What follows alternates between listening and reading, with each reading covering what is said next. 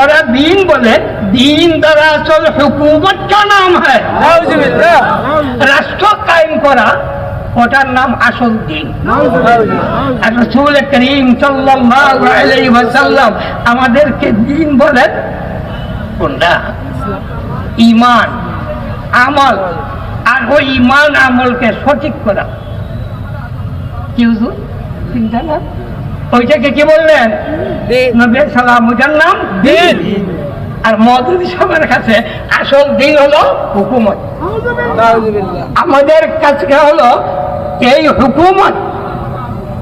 পায়ে ঠান্ডা লাগে মোজা ব্যবহার করি, পায়ে ঠান্ডা লাগে জুতা ব্যবহার করি, শরীরে ঠান্ডা লাগে কাপড় পরিধান করি, এই ধরনের বস্তু হুকুমত।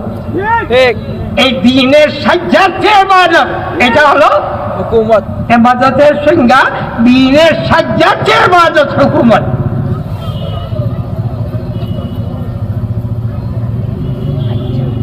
আল্লাহ পাক বলতেছেন দিন ইসলামের নাম।